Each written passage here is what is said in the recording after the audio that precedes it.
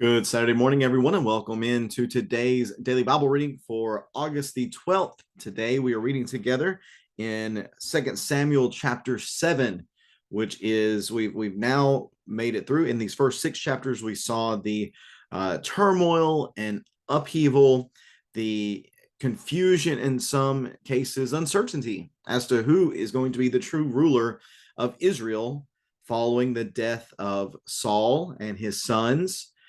We see Ishbosheth being made the king over the northern part of Canaan, where really Abner was the one who was puppeteering him.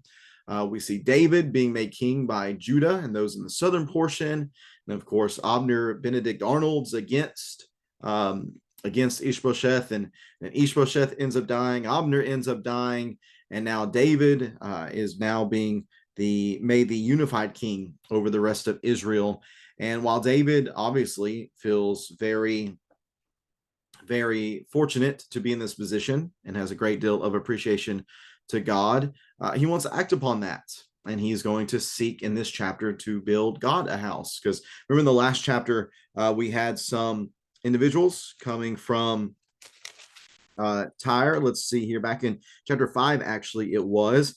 Remember, Hiram, the king of Tyre, sent supplies for David to be able to build himself a palace. And we're going to really pick up with that thought here in chapter 7, where now David, because he has his house, believes Yahweh needs his house as well. So let's read about that here in 2 Samuel chapter 7. I'll get the text up on the screen for us. We'll read along together here. 2 Samuel chapter 7, verse number 1.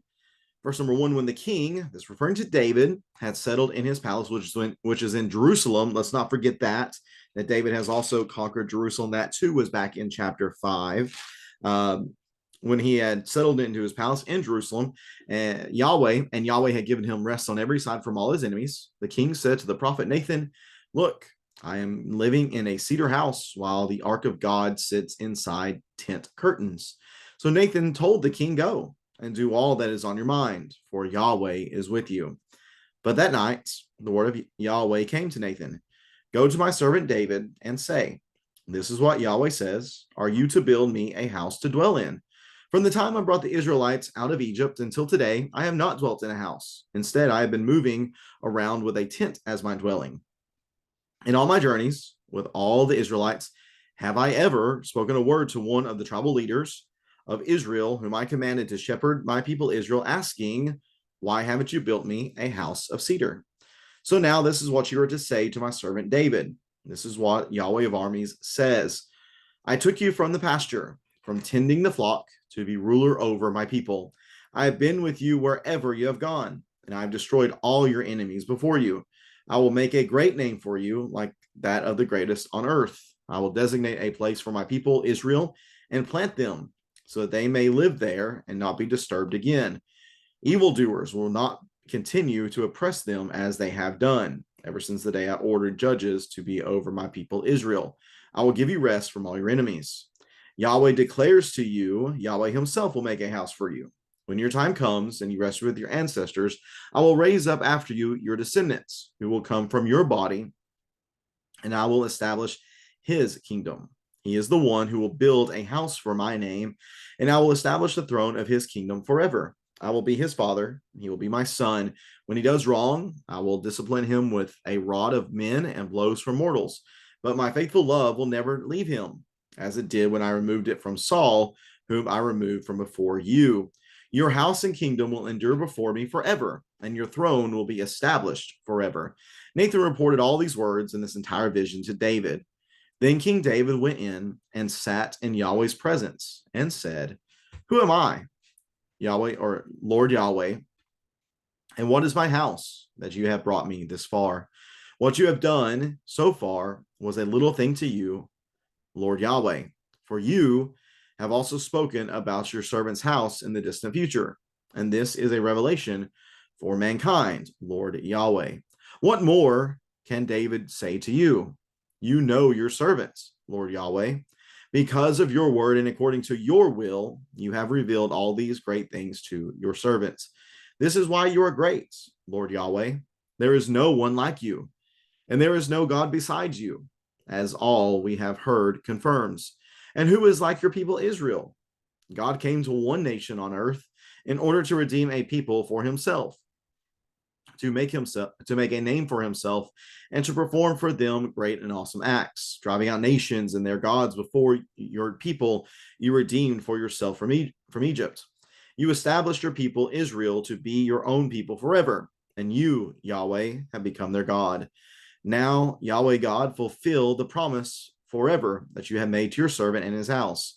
Do as you have promised, so that your name will be exalted forever, when it is said, Yahweh of armies is God over Israel. The house of your servant David will be established before you, since you, Yahweh of armies, God of Israel, have revealed this to your servant when you said, I will build a house for you. Therefore, your servant has found the courage to pray this prayer to you. Lord Yahweh, you are God. Your words are true, and you have promised this good thing to your servants.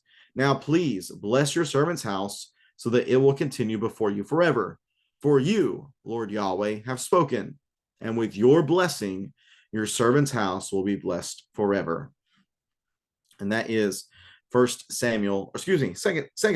Second Samuel chapter 7. Again, it is pertaining, this chapter is to a house for Yahweh that David wants to establish. He wants to build. What we're referring to obviously here is the temple. Remember, the tabernacle has been the dwelling place of Yahweh, where the Ark of the Covenant has resided for some time. But now David has it in his mind to build a house for Yahweh, a permanent house. But Yahweh is going to turn that on its head and actually say, no, I'm actually, David, going to build a house for you. So let's see what this text is about. What we have here with David, considering the desire to build a house for Yahweh, I believe to be a good thought and a good attitude. And he expresses that, look, I'm living in a cedar house while the ark of God sits inside tent curtains. That's not right. It's not appropriate that I should have this great house and Yahweh should not. Whenever David tells that to Nathan, Nathan then responds, well, go and do all that is on your mind, for Yahweh is with you. Question is, how does he know that? How does Nathan know that? Because obviously, Yahweh actually has other thoughts in mind. Maybe Nathan is just assuming because this is it is a humble thought that this is a good thing to do. Seems as if David and Nathan are on the same wavelength. But the reality is that Yahweh is going to tell Nathan in this vision tonight that that's not what I want him to do. Now, I don't read a rebuke here. Yahweh never tells Nathan, you shouldn't have said that. So I don't know how far we should push that. But we just need to recognize that at the end of the day, it isn't Nathan's judgment whether or not David should do this. It's Yahweh's. Yahweh is the one here who is in control. So he goes on to talk about, and this is actually the longest speech that Yahweh gives since the days of Moses. So we know this is an important thing that Yahweh is going to discuss here. And he just asked David, are you to build me a house to dwell in? All the time that I've been with Israel up to this point, I haven't had a permanent dwelling place. And in fact, during this whole time I've been with Israel, I haven't told any of the leaders that I want a house to dwell in. So this was not something that God seems to have been concerned with up until this point. And it isn't that God does not want one. He's going to say later on that somebody else is going to build one for him. It's just not going to be David. So again, this honestly kind of reminds me of of going back to 1 Samuel, where the people wanted a king, and it seems that God's intention all along was for the people to have a king, but they pushed the envelope and were not patient for God's plan to unfold. And maybe that's something along the lines here, that David wants to build a house, but Yahweh says, no, it's not the time for that. And if we tie in with this First Chronicles 22 and 28, we see that it's because there's so much blood on David's hands that Yahweh doesn't want him to build this house, and that it's going to be reserved for his son Solomon. But again, this is something that is going to eventually happen. It's just not going to happen on the terms of men, but it's going to happen on the terms of God. This shows us that David is dependent on Yahweh to establish how things are going to be, not the other way around. So Yahweh speaks about his relationship with David, that I brought you from the flock, I brought you from the pasture. to have you over my people. I've been with you. You've been successful, which reminds me a lot going back to First Samuel. First Samuel chapter 17. First Samuel chapter 17 and verse number 37. This is the story of David and Goliath, that David says that Yahweh has rescued me from the paw of the lion, and the paw of the bear will rescue me from the hand of this Philistine. And now Yahweh says that I have been with you wherever you have gone, and I have destroyed all your enemies before you. So this all adds up together. I will make a great name for you, like that of the greatest on earth, and I will designate a place for my people Israel and plant them, so that they may live there and not be disturbed again. Evildoers are not going to be able to oppress them.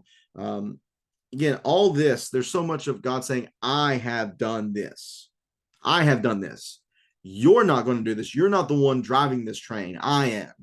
And I will let you know whenever it's time for things to happen. I don't exactly see this as being a harsh rebuke toward David. Again, David's intention here, it's a good one. I believe his heart truly is in the right place. But Yahweh's just reminding him that I've got this, and this will all work out on the time that I desire for it to work out on. Verse number 12, or the end of verse number 11, Yahweh declares to you that Yahweh himself will make a house for you. So David was saying, I'm going to make a house for you, Yahweh. Yahweh says, not exactly. I'm actually going to make a house for you. But what are we talking about? Is he talking about I'm going to build a temple for you, David? No. By house, he means a family, descendants. When your time comes and you go to rest with your fathers, I will raise up for you your descendants who will come from your body, and I will establish his kingdom. So I think we're referring here to Solomon and his descendants. But I think really a lot of this in verses 12 through 15 is a lot of it is about Solomon and further descendants of David, but there's also, I think, some prophecy here concerning Jesus.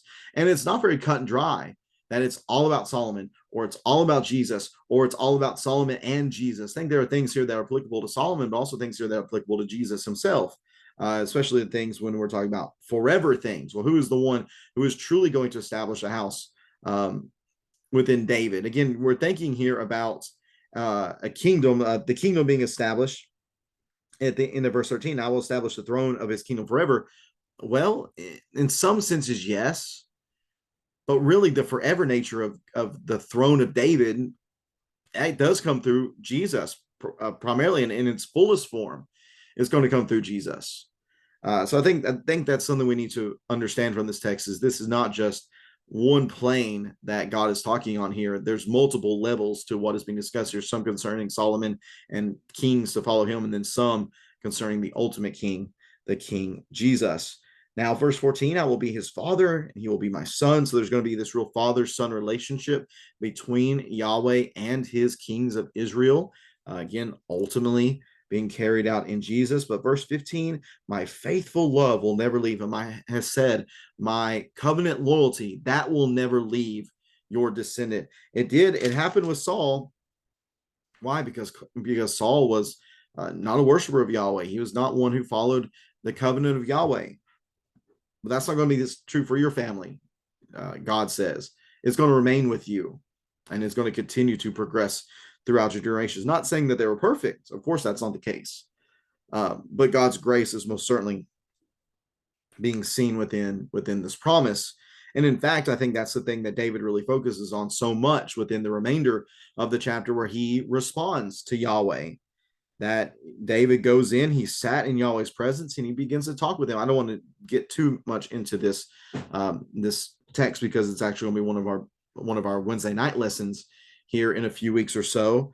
But he is overwhelmed by God's grace. David is. Now, who am I, Lord Yahweh, and what is my house that you have brought me this far? You've done so much for me, and he is just certainly in awe of everything. And one of the things that he is in awe of is the fact that Yahweh has revealed himself to him. Verse 21, because of your word and according to your will, you have revealed all these things to your servant. You've done that through your prophets. You've done that through the mouth of Nathan. And really, he's done the same thing for us, hasn't he? Through the prophets, through the mouthpieces of Yahweh. He has made his will known to us. And this is why you're great, Lord Yahweh. There's no one like you. There's no one who reveals himself to mankind like you do. This makes you the great and awesome God, uh, who is like your people, Israel. God came to one nation on earth in order to redeem a people for himself, to make a name for himself.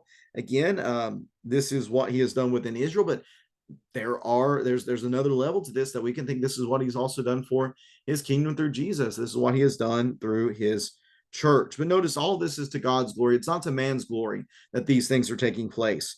You've done this to redeem a people for himself, or I'll use other tense, for yourself, to make a name for yourself, to perform for them great and awesome gifts. You redeem them for yourself. You establish your people to be your own people. You have exalted your name. Let's see here. I think that's all of that type of language within this text. David's recognizing that this is not about me primarily. It's not about me. It's about you. And you've accomplished all these things to your praise, to your honor, and to your glory. So David here, this is an absolutely masterclass in as far as humble prayer goes before Yahweh here. And yet there's an aspect of faith that is most certainly being present or being shown through this prayer as well, in the fact that he takes God at his word. David takes God at his word. He believes that whenever God makes a promise, that it's going to come to fruition, and David has the faith to say, I believe you will. So now, Yahweh God, fulfill the promise forever that you have made to your servant and to his house. There's boldness there. There's faith there. There's confidence there. But all this is founded upon who God is. That there is no God like him. There's no God like him. And David feels, I believe, absolutely just humbled and privileged, really, to be in the position that he is in. So as we're looking at this chapter theme, what I see here is that Yahweh is joining himself to David's family. That's the covenant that's being established here between David and Yahweh, that Yahweh's making this promise that you're my God, David, and your descendants are going to be my people, and I'm going to do something amazing and incredible through you. But let's not forget, where does David come from? Well, he comes from the line of Jacob and Isaac and ultimately Abraham.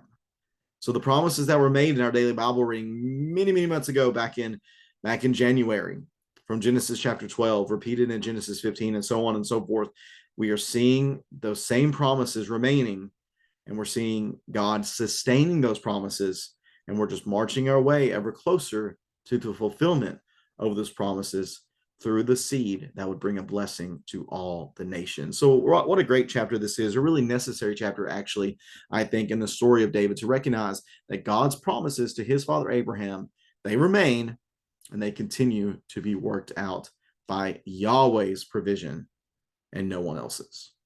If you have any questions or comments about this text here in 2 Samuel chapter 7, I invite you to please leave that in the comment section below. I appreciate you taking some time to read along with me on this Saturday. Really looking forward to reading along with you tomorrow in chapters 8 and 9, a couple of short chapters. We're going to see some of David's successes. And then we're going to see, so we really see in chapter 8 the strength of David and his military mights, but they're going to flip that and see the other side of David, because David really is a strong, multifaceted character. At times, he's very strong, very brave, very tough, and other times he's very caring and compassionate. And we're going to see those two sides of David displayed in chapters 8 and 9, in his victories in chapter 8, and then his compassion to Mephibosheth in chapter 9. Really excited to read that together with you tomorrow. I believe, as far as the website goes, I saw that Ed and Heather have an anniversary today, but I want to say I actually saw yesterday that might have been their anniversary. I'm not quite sure which one it is. I'll have to check with them tomorrow to see if their anniversary is today or if it was yesterday. But very happy anniversary to Ed and Heather. Hope that they have a great time, and may God continue to bless their marriage together. Again, looking forward to being with everyone tomorrow. Have a great rest of your Saturday. Take care, and God bless.